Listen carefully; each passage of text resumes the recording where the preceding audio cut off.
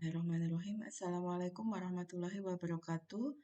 Dalam kesempatan ketujuh, saya akan menjelaskan tentang G-protein coupled receptor. Jadi, teori tentang bagaimana mekanisme sinyal transduksi dari aktivitas G-protein di dalam sel.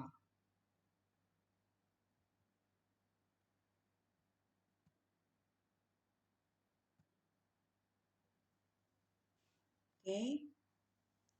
Jadi, G-protein sinyal kaskade G-protein ini sebetulnya adalah suatu protein yang melekat di membran sel, tetapi dia lokasinya ada di intrasel. Jadi, untuk mengaktifasi G-protein ini diperlukan suatu protein transmembran yang berhubungan dengan suatu ligan atau molekul sinyal dari eksternal, dari ekstrasel. Jadi, molekul yang dari ekstrasel yang merupakan suatu sinyal ini, dia harus berikatan dengan reseptor yang ada di membran sel. Ya. Jadi memang hampir sebagian besar molekul sinyal ini memiliki target reseptor di permukaan sel. Jadi hanya beberapa molekul yang mampu menembus membran sel, misalnya hormon steroid, yang bisa berinteraksi dengan reseptor intraseluler. Sebagian besar family atau keluarga dari reseptor membran sel ini umumnya secara struktural itu ada memiliki 7 transmembran alpha helix. Ya.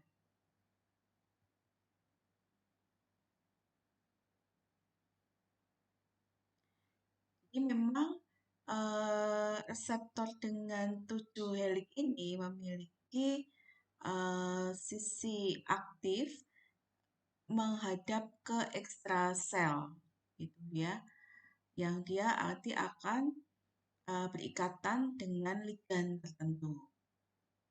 Nah, sinyal yang mampu molekul sinyal atau ligan tadi yang mampu mengikat reseptor ini nanti akan mengaktifasi G-protein intraseluler. Jadi G-protein itu memang lokasinya ada di intrasel sehingga reseptor yang aktivitasnya akan mempengaruhi aktivitas G-protein itu disebut sebagai G-protein coupled receptor.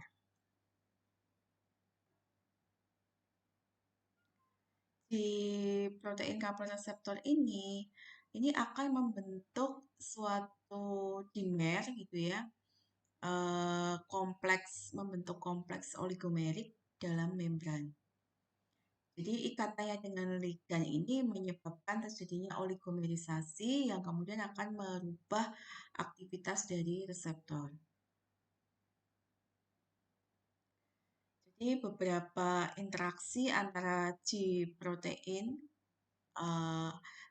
dengan, maksud saya beberapa interaksi antara ligan dan reseptor G-protein ini nanti akan memberikan efek tertentu. Jadi, termasuk diantaranya perubahan afinitas ligan, kemudian dimerisasi reseptor atau oligomerisasi, kemudian mengontrol juga lokalisasi reseptor termasuk transfer atau pergeseran dari membran sel gitu ya. Ini adalah ilustrasinya.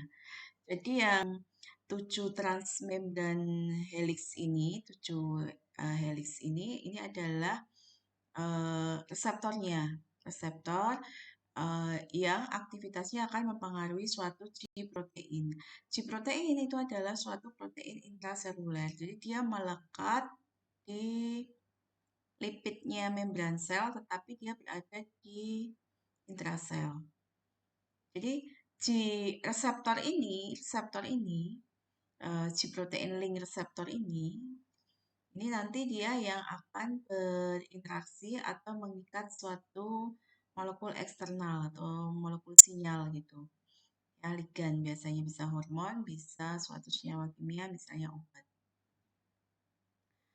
Kemudian ketika ini berinteraksi dengan suatu ligan, maka ini akan terjadi perubahan konformasi, oligomerisasi begitu, atau dimerisasi, terus kemudian akan mengaktifkan G protein. G protein yang aktif ini akan memproduksi suatu second messenger, suatu molekul baru di dalam sel gitu, yang akan mempengaruhi aktivitas biokimia sel.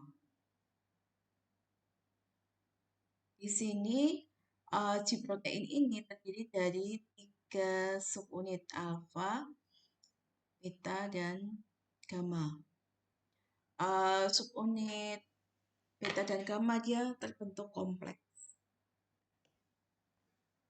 Ya, sedangkan disosiasi dari alfa terhadap beta gamma nanti ini tergantung dari jenis G proteinnya. Jadi ada yang memang menghambat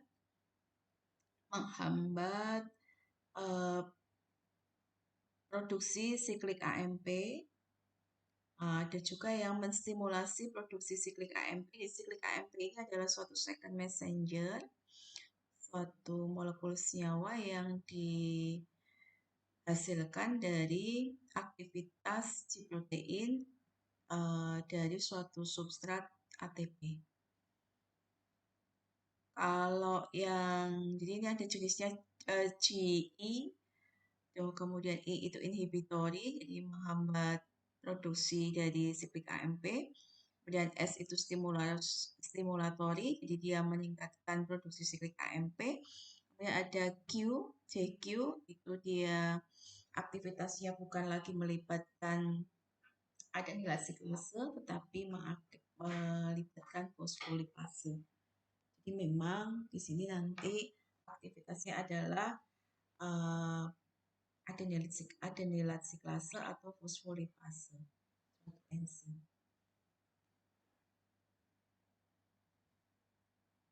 Ya, gambarannya seperti ini. Kenapa reseptor ini disebut sebagai reseptor G protein? Karena reseptor ini aktivitasnya nanti akan mempengaruhi suatu G protein. G protein akan menghasilkan suatu second messenger tertentu, mana itu berpengaruh pada aktivitas biokimia di dalam sel.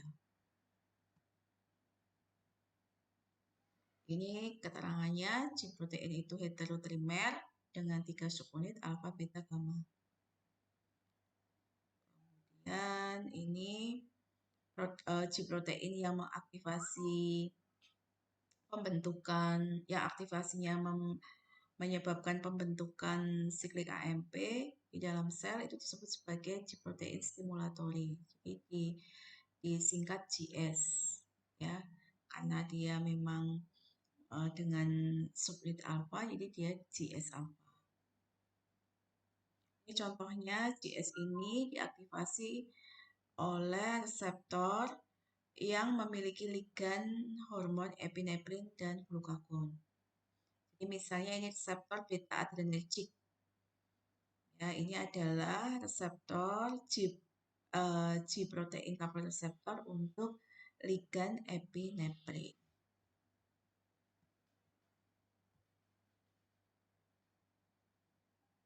Ini adalah mekanismenya bagaimana G protein itu aktif, gitu ya. Jadi ketika subunit alfa dari G protein itu mengikat GTP, kemudian dapat menghidrolisa GDP, maka di sini akan menjadi aktif. G protein yang terikat oleh GTP ini menjadi aktif. Alfa dan gamma ini memang berikatan secara kovalen pada permukaan lipidnya gitu. Jadi kayak melekat seperti jangkar gitu ya pada permukaan lipid membran sel.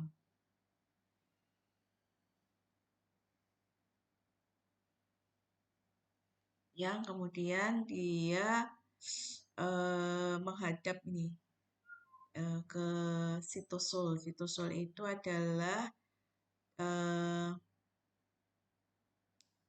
apa ya, cairan sel gitu ya. Jadi di sini sebetulnya ketika dalam posisi inaktif, jadi ini reseptornya, ini G proteinnya, ini gambaran reseptornya, kemudian ini gambaran G proteinnya. Ketika reseptor mengikat suatu sinyal, di sini misalnya hormon seperti itu, misalnya adrenalin, epinefrin, begitu, maka ini akan menjadi aktif, kemudian akan mengaktifasi G protein. G protein dalam posisi inaktif, dia mengikat GDP, kemudian nanti akan terjadi uh, uh, pertukaran ikatan. Jadi ini terikat dengan GTP, GTP-nya terhidrolisa, lepas gitu, kemudian kompleks ini akan memisah, kemudian ini posisi G subunit alfa ini yang berkaitan dengan GTP itu aktif, maka akan mengaktifasi adrenalase klase. Adrenalase klase ini adalah protein transmembran, jadi dia memang juga melekat di membran sel. Ya, dengan aktivitas katalitik, mengkatalisis apa? Mengkatalisis produksi siklik AMP dari ATP.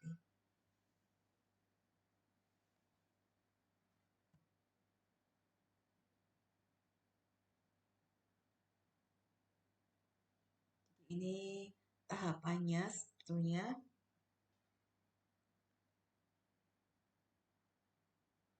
Ini tahapannya.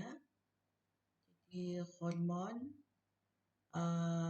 bisa mengaktifasi siklik AMP itu dengan jalan awalnya adalah G alpha mengikat GDP, kemudian ini kan pada posisi inaktif, alfa beta gamanya ini membentuk kompleks satu kesatuan, kemudian di sini misalnya katakanlah hormon ini mengikat di protein menyebabkan perubahan konformasi, kemudian akan mengaktifkan gitu ya, transmisinya adalah mengaktifkan G protein, kemudian ini akan terjadi pertukaran GTP dan GTP, kemudian akan mengaktifasi subunit alfa terhadap protein adrenalase klase. Di substitusi GTP untuk terhadap GDP menyebabkan perubahan konformasi di subunit alfa. Kemudian ini nanti akan terdisosiasi kembali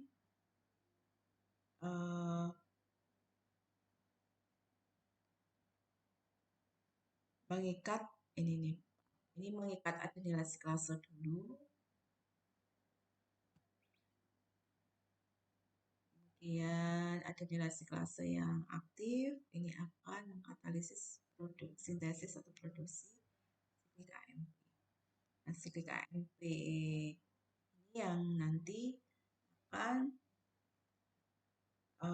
mengkatalisis berbagai fosforilasi protein di dalam sel sehingga akan merubah aktivitas dari ada perubahan aktivitas jadi biokimia di dalam sel. Namun tidak berlangsung secara terus-menerus. Jadi ada turn off atau penghentian sinyal turn off-nya. Jadi si G alpha tadi yang aktif dalam posisi berikatan dengan GDP, nanti dia akan bisa kembali berikatan dengan GDP. Jadi adanya GDP pada G alpha ini menyebabkan pembentukan kompleks lagi dengan alfa, beta, gamma, gitu. Sehingga adenilasi klase tidak aktif lagi. Hidrolisis GTP menjadi GDP itu dilakukan oleh enzim GTPase. Ini enzimnya GTPase. Sedangkan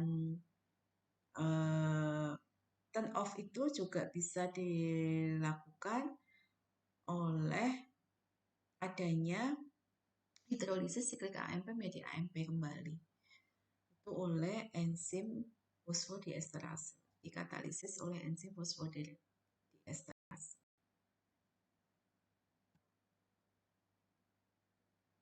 Atau terjadi desensitisasi reseptor gitu. Jadi reseptor yang di permukaan sel sebagai first messenger tadi bisa dipakai untuk turn off dari sinyal.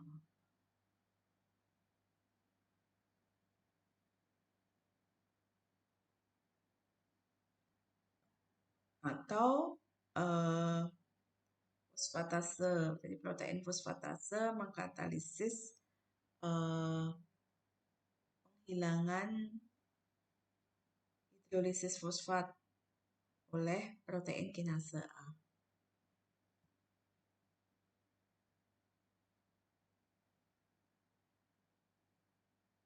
Jadi memang amplifikasi atau perbanyakan dari sinyal ini penting untuk gambaran kaskade sinyal.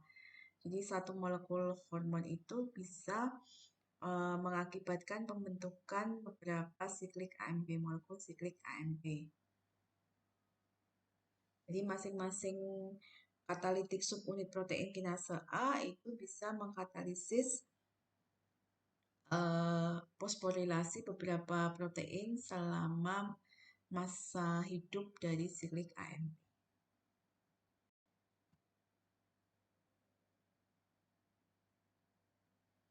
Jadi di sini tadi saya ingatkan kembali bahwa si protein itu ada yang GS berarti stimulatory, jadi dia ketika mengikat GTP akan mengaktifasi adenilasi klase. Tetapi ada jenis juga GI, jadi inhibitory. Jadi ketika jenis GI ini yang mengikat GTP, maka dia akan menghambat adenilasi klase. Jadi nanti memang ada beberapa mekanisme aksi dari reseptor-reseptor itu berdasarkan dari perbedaan jenis G-nya, G-proteinnya gitu. Jadi kalau dia mengaktifasi GS berarti memang mengaktifasi adenilasi klase. Tapi kalau dia mengaktifasi GI berarti dia menghambat adenilasi klase.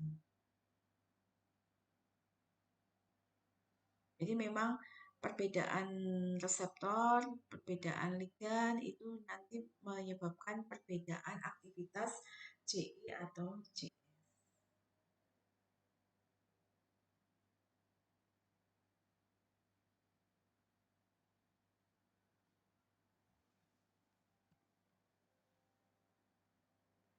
Kemudian ini adalah enzim yang terlibat di dalam perubahan. Jadi misalnya tadi GDP ini itu adalah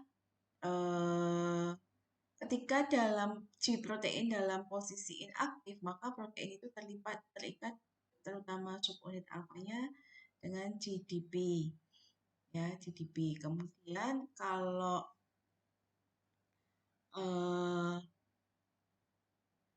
posisi G proteinnya aktif, maka dia terikat dengan GTP. Jadi GAP ini adalah suatu protein yang menyebabkan hidrolisis GTP. Jadi GTP menjadi GDP. Jadi ketika posisi inaktivasi dari adenilasi klase, maka dibutuhkan suatu enzim GAP. TPAC activating protein. Jadi yang mempromosikan, jadi yang menyebabkan hidrolisis GTP.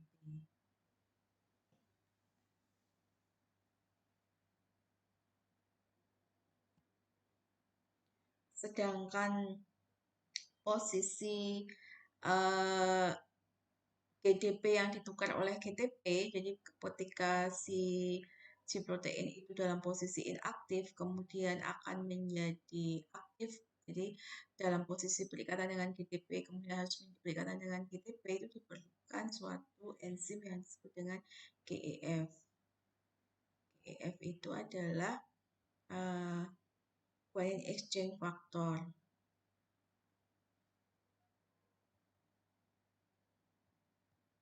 Ya, ini guanine nucleotide exchange factor. Jadi dia yang mempromosikan pertukaran GDP menjadi GTP.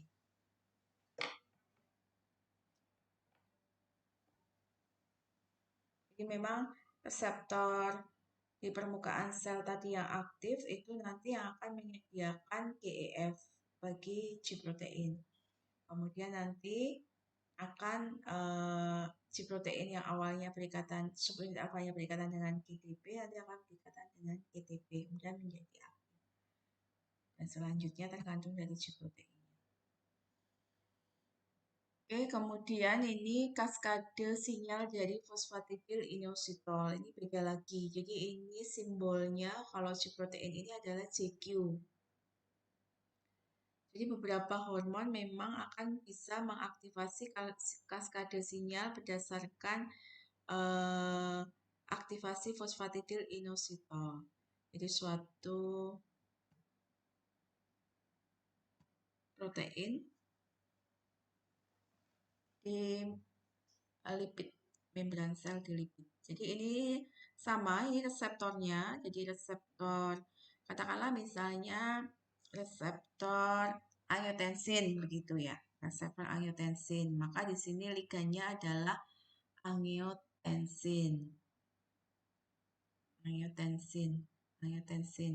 Dan ini reseptornya reseptor angiotensin. Jadi ketika ini berikatan, misalnya begitu, kemudian ini nanti akan menjadi aktif dengan di adanya perubahan konformasi, kemudian akan mengaktifkan G protein jenis Q. Jadi ini tetap ada pertukaran GDP dan GTP, kemudian menjadi aktif. Aktif maka akan mengaktifasi fosfolipase C. Fosfolipase C ini suatu protein gitu ya. Kemudian nanti ini yang akan mengaktifasi fosfatidil inositol bifosfat PIP2 menjadi suatu senyawa di asil gliserol dan IP3 inositol trifosfat. Kemudian ini akan mengaktifkan di diasilgliserol beserta IP3 ini nanti akan mengaktifkan protein kinase C. Protein kinase C ini yang akan memfosforilasi beberapa protein target di dalam sel sehingga terjadilah perubahan aktivitas biokimia.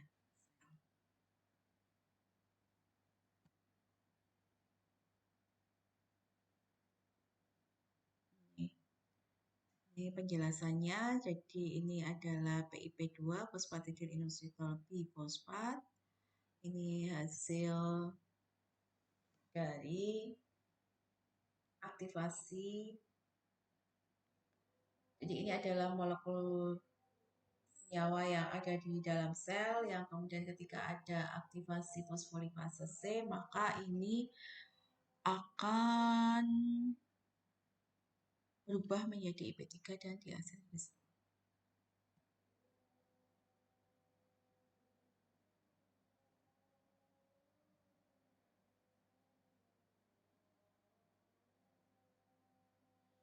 Kemudian kembali sini.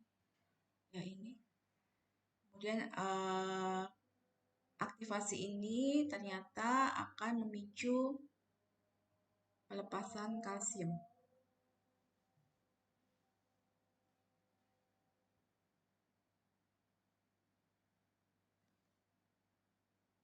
di pecahnya PIP2 yang dikatalisis oleh fosfolipase C ini akan menghasilkan dua second messenger, dua molekul, yaitu ini ya, IP3 inositol trifosfat dan diaselgliserol. Kemudian diaselgliserol dengan kalsium ini akan mengaktifkan protein kinase C yang akan mengkatalisis beberapa fosforilasi protein seluler. Kemudian akan terjadi perubahan aktivitas. Kemudian IP3 ini akan mengaktifkan pelepasan kalsium di retikulum endoplasma, jadi di sarangnya atau di gudangnya. Persediaan kalsium yang ada di retikulum endoplasma, kalau di otot retikulum sarkoplasma, kemudian akan dilepaskan ke sitosol. Sitosol itu cairan sel ya. Jadi di dalam sel tetapi bukannya nuklei, bukannya inti sel gitu, sitosol. Yang kemudian kalsium ini akan mengikat suatu kalmodulin, kan sudah saya jelaskan di ion kalsium ya, bagaimana mekanisme aksi kalsium itu bisa menyebabkan kontraksi sel. Jadi dia harus berikatan dulu dengan suatu protein kalmodulin, kemudian akan mengaktifasi beberapa protein kinase C. Jadi kalau turn off dari sinyal kaskade sinyal ini itu adalah removal ini kayak penghilangan begitu, penghapusan gitu ya kalsium dari sitosol. Lewat apa? Lewat pompa kalsium ATPase. Lewat pompa kalsium ATPase dan bisa juga lewat degradasi IP3.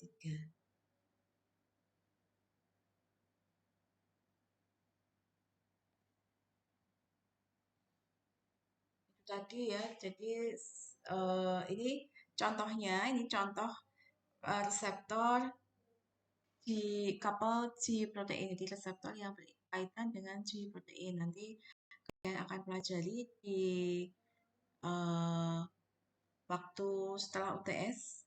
Ada reseptor acetylcholine muscarinik, ada reseptor adrenergic, contoh obat-obatnya ini seperti apa. Ada reseptor dopamin, ada reseptor angiotensin. Ini semuanya disebut sebagai reseptor metabotropik. Jadi memang intinya bahwa saya ulang,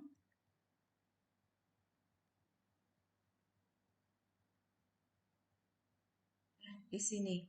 Jadi intinya bahwa memang reseptor metabotropik itu adalah reseptor yang aktivitasnya akan menyebabkan terjadinya aktivitas G protein intraseluler. Ini terdiri dari tiga jenis G protein. Jadi dia reseptor yang aktif. Reseptor aktif adalah ketika dia mengikat suatu ligan, maka dia akan mengaktifasi G protein. Yang diaktifasi itu apa dulu? G protein yang mana? Jenis apa? Kalau GI berarti dia menghambat pembentukan siklik AMP. Kalau GS berarti dia meningkatkan pembentukan siklik AMP. Kalau JQ berarti meningkatkan diaselgliserol dan inositol trifosfat, di mana diaselgliserol dan inositol trifosfat ini yang akan mempengaruhi sekresi kalsium dari storage-nya, dari gudangnya gitu, dari sarangnya, yaitu dari retikulum endoplasma atau retikulum sarkoplasma yang kemudian bisa menyebabkan terjadinya aktivitas, misalnya aktivitasnya adalah kontraksi. Intinya di situ. Tapi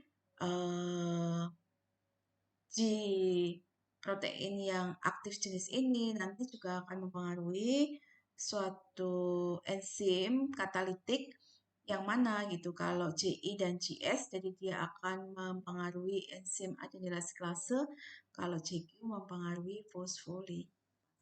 Jadi ada dua jalur aktivitas dari G protein, yaitu mempengaruhi fosfolipase atau mempengaruhi adenilase.